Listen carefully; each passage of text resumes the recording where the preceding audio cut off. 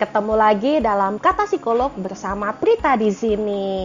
Dalam video ini kita akan membahas tentang apa sih film Joker itu atau gangguan mental apa yang ada di dalam film Joker atau yang dialami oleh Joker.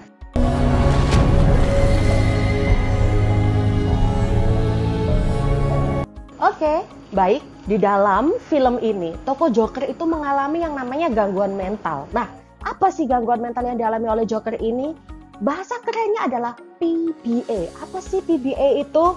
PBA adalah pseudo-bulbar effect. Nah, di dalam pseudo-bulbar ini adalah salah satu bagian dari yang namanya PLC. Apa sih Mbak Prita PLC ini? PLC adalah pathological longing and crying. Jadi di dalam ini gangguan mentalnya adalah mereka itu sering untuk tiba-tiba tertawa terbahak-bahak atau mungkin tiba-tiba menangis walaupun sedang moodnya itu stabil, atau mungkin dia pada saat sedih nih dia bisa loh sambil ketawa tapi dia nggak bisa nahan walaupun sudah dibekep kayak gimana pun dia masih bisa ketawa ngakak nggak jelas.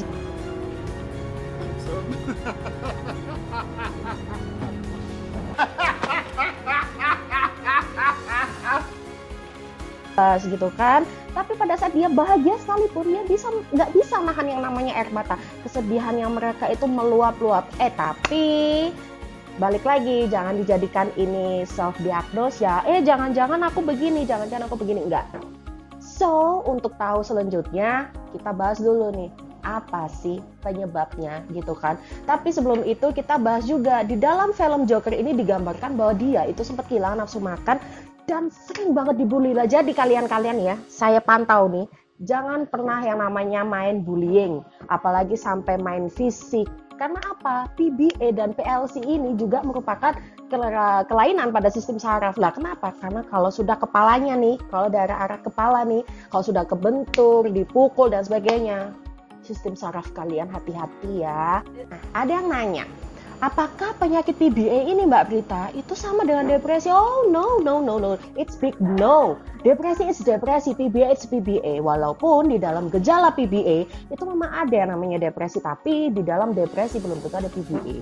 Modalnya seperti itu ya. Jadi kalau depresi ini dia akan merasakan kesedihan yang sangat luar biasa. Ini adalah masuk ke episode manik depresif maksudnya. Tapi ada juga yang mania ini di mana dia tuh merasa gembira sekali, tapi gejalanya jelas-jelas berbeda. Kalau depresi mereka bisa ketawa, kalau sedih dia bisa sedih. Tapi kalau PBA ini bukan gangguan mood, sekali lagi bukan gangguan mood ya, karena itu adalah kerusakan pada sistem saraf dalam bekerja untuk mengatur emosi. Ada nih di sini nih namanya cortex frontalis begitu.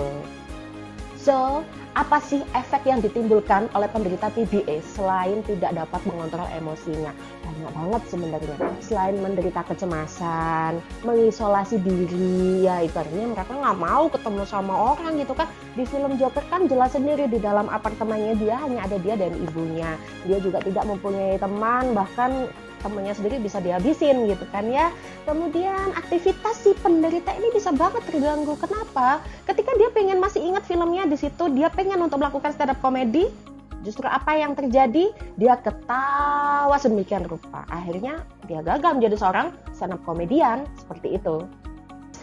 Ini ada yang nanya nih ke saya, Mbak Prita, gimana sih caranya mencegah PBA untuk muncul? Sebenarnya sederhana. Untuk mencegah yang namanya pseudo-bulbar effect ini, kalian itu boleh sedih. Namanya sedih ya, kita ini just human being. Kalian boleh sedih, tapi jangan berlebihan.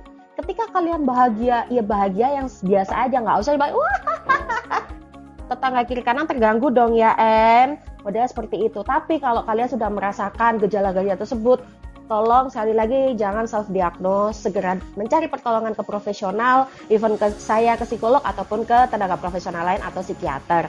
Supaya apa? Ada diagnosa, ada preventif lainnya, pencegahan untuk kalian tidak mengalami yang namanya PBA. Kira-kira gitu ya. The last question nih buat kalian ke saya gitu kan, apa yang dilakukan saat orang terdekat kalian mengalami PBA atau PLC? Sebenarnya satu sih pesan saya ke kalian gitu kan, jauhi penyakitnya, tapi minta tolong jangan jauhi penderitanya, beneran. Kenapa? Mereka itu butuh support system, mereka itu butuh pelukan, butuh dampingan, butuh seseorang yang bisa mengerti kondisi mereka.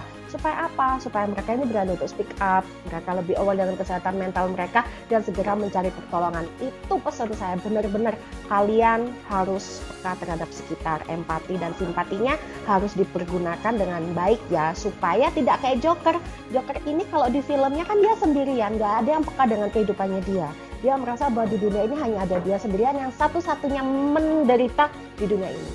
Jadi sekali lagi, jauhi penyakitnya, rangkulah penderitanya. Nah, itu dia dear penjelasan dari gangguan mental yang dialami oleh Joker. Namun, karena film ini banyak banget mengandung unsur kekerasan, maka saya tidak rekomendasi anak-anak 15 tahun atau anak-anak di bawah umur lah ya untuk nonton film ini. Kenapa? Saya aja pribadi ketika menonton di menit-menit awal itu empati saya keluar, emosi saya masuk ke dalam situ gitu kan. Bagi mereka bisa menjadi pengaruh yang buruk ketika kita melihat dari sisi yang negatif. Tapi kalau kita melihat dari yang sisi positif, itu mengajarkan bagaimana kita bisa empati, bagaimana kita sebagai manusia bisa bersikap secara sosial dan peduli terhadap sesama. Jangan pernah abaikan mereka yang mengalami mental illness, tapi rangkulah mereka. Oke? Kita sudah sampai di akhir. Jangan lupa untuk klik tombol like and subscribe. Klik juga nih tombol lonceng untuk mendapatkan notifikasi video terbaru seputar informasi kesehatan mental lainnya. Sampai jumpa di video selanjutnya dan salam sehat mental.